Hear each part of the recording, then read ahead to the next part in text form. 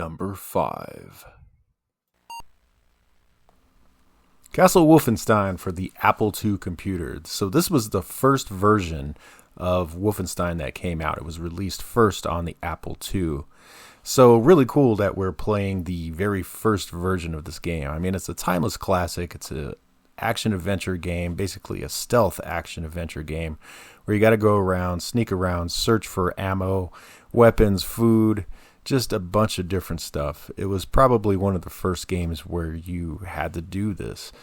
So the premise of the game is that you're a captured POW in Castle Wolfenstein. You're captured by the Nazis and you've got to get out. And along the way, you got to take out enemy soldiers and just search for things. And you're looking for the plans for, I believe it's Operation Rheingold, which is war plans for a German operation. So you're supposed to get those as you're leaving the castle as well. Now, I do think that this is one of the things that takes away from this game is the sheer amount of time that you have to wait to open these chests and search and just some other things in this game. Mind you guys, this is what I'm talking about. Just the amount of time it takes to search these chests. Now, you can shoot them open to make it a little faster, but then you're wasting your bullets that you need to kill the enemy soldiers. So this too, guys, kind of trips me out. If you hit a wall, it does that. It does that in every version of this game. So I don't know. It doesn't kill you. It doesn't. The synthesized 1980s computerized voice. You just gotta love it. I remember the first time I played this game was on my Commodore 64. And this and Space Taxi, those two games had that synthesized voice. And it was just cool to me. I'm just searching the dead enemy soldier here to see if he's got anything on him. Doesn't look like he does. Now, the other thing that kind of sucks about this game is that you only have one life. And that's it. So if you get shot, if you get hit by just one bullet, that's it. It's over. And the amount of times that you're going to die in this game trying to defeat it is just crazy. But hey, you get to hear that computerized 80s synthesized voice over and over and over again. Number 4.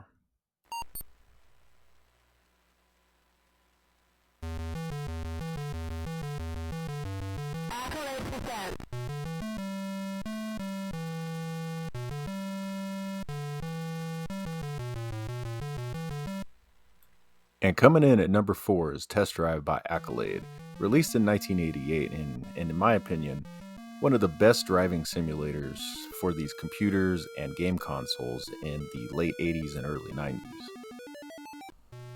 You have 5 cars to choose from: the Lotus Esprit,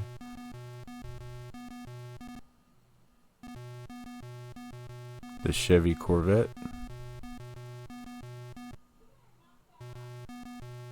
the Ferrari Testarossa,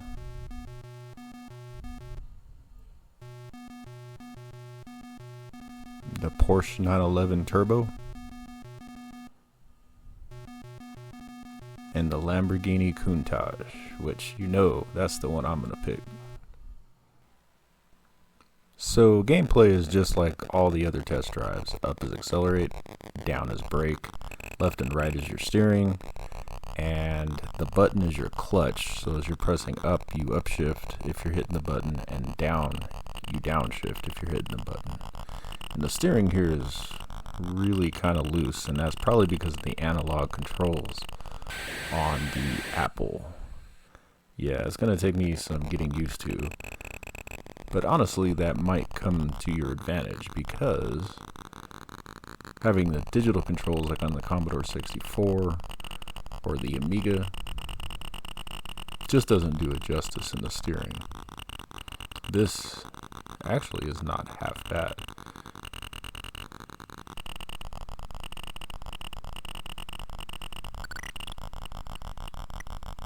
As you guys can see, police still do chase you, but I'm going to outrun him easily. This is just the first level.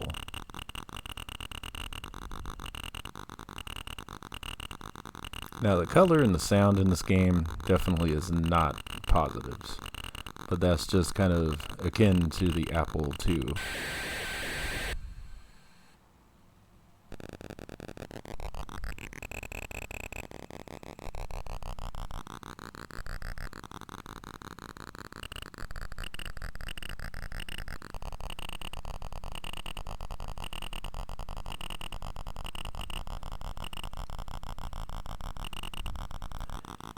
Yeah, I would definitely have to say that gameplay on this is really good. Now that I'm used to the analog controls, it's way looser feeling than it is on like the Commodore, but I kind of like it. As you guys know, we get to the end of the level here. We'll end up pulling into the gas station, and then it'll tell you all your stats and everything at the end. But yeah, a really cool game for the Apple II. If you haven't tried it out, give it a shot. Like I said, the sound and the color palette is not the greatest, but definitely a really great playable game on the Apple II computer.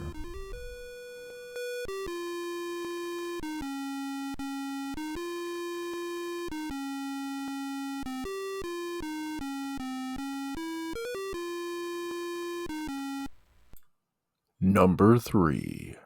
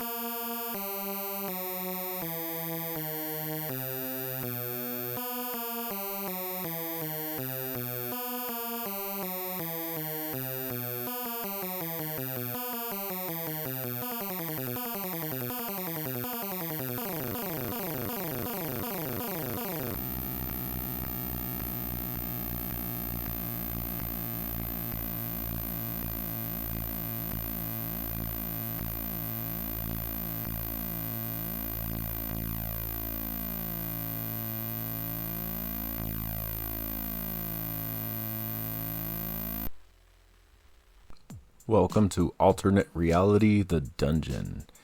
Yeah, if you guys are into like RPGs and dungeon crawlers, this is definitely the game for you.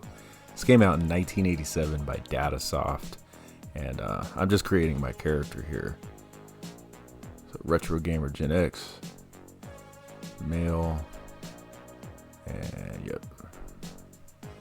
And here, you basically, it's like a slot machine, so you gotta hit return, and there you go, there's your stats. So let's go ahead and get booted up here. So first thing I'm gonna do here is not talk to this guy. Actually, I think we kind of want to, but I'm just gonna turn and run for right now because I just want to show you guys kind of the game here. So yeah, it's got this like 3D aspect, which back in 1987, this was pretty cool.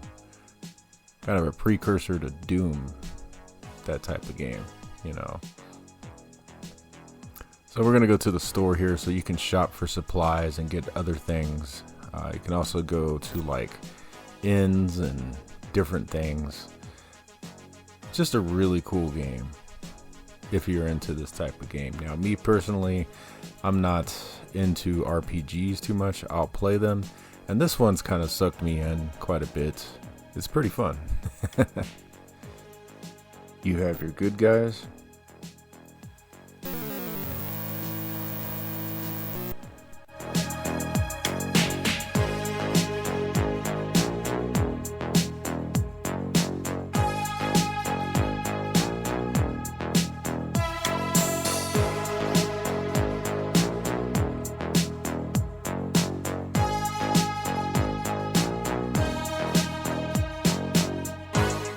And you have your bad guys.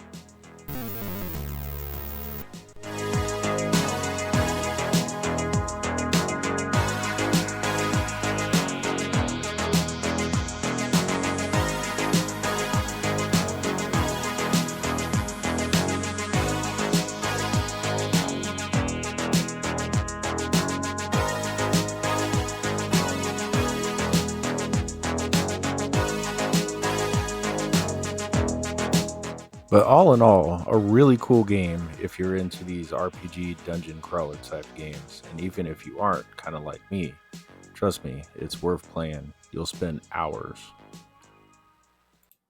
Number 2.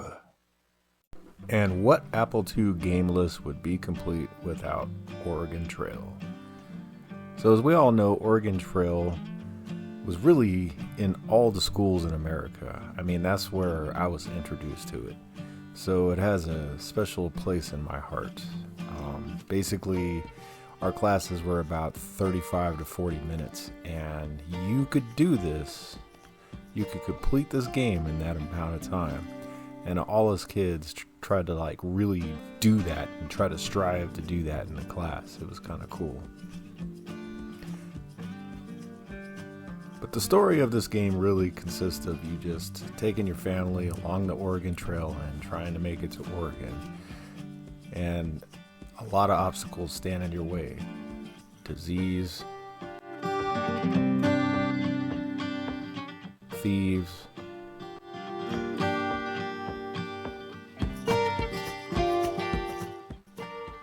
accidents,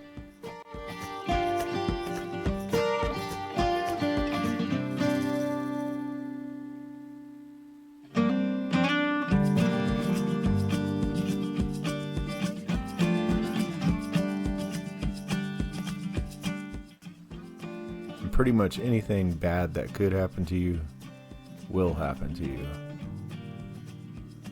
But good things appear along the way as well.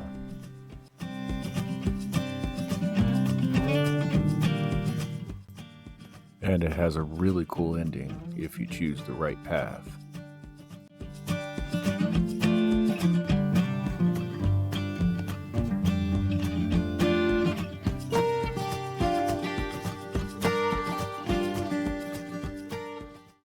Hey YouTubers, this is the Waz, and you're watching Retrogamer Gen X's Retro Gaming and Computing channel. If you dig all this groovy old tech stuff, this is the channel for you. Hit those like and subscribe buttons to join all the retro gaming and computing fun.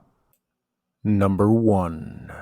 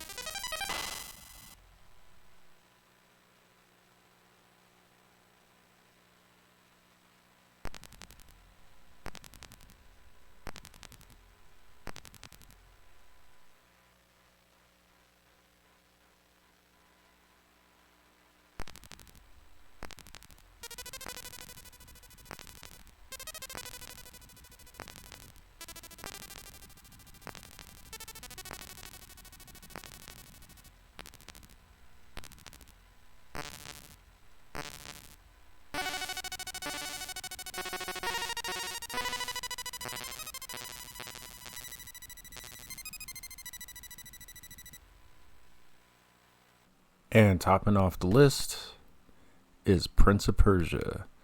Now, this game is really cool, not only because of the animations, but it kind of just pushes the Apple II to its limits.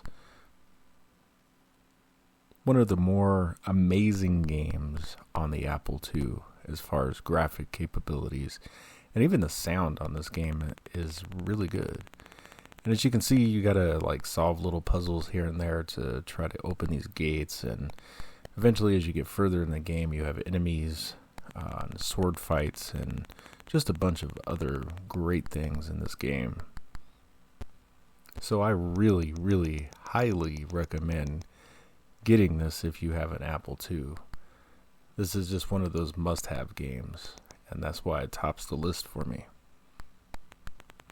Now there's also places where you can get secrets, like down here. I believe there's like some extra life or something. It's like right here.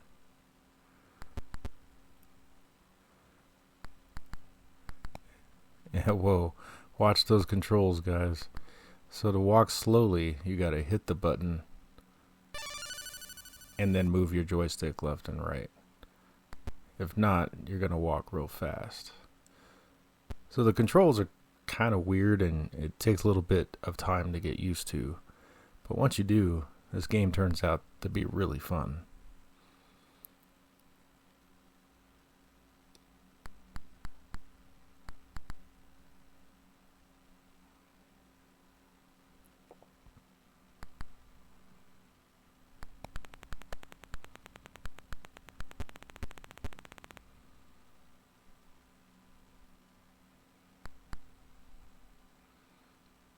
And the deaths, guys. When you die in this game, the deaths are pretty horrific, as you can see. And there's lots of them. Death after death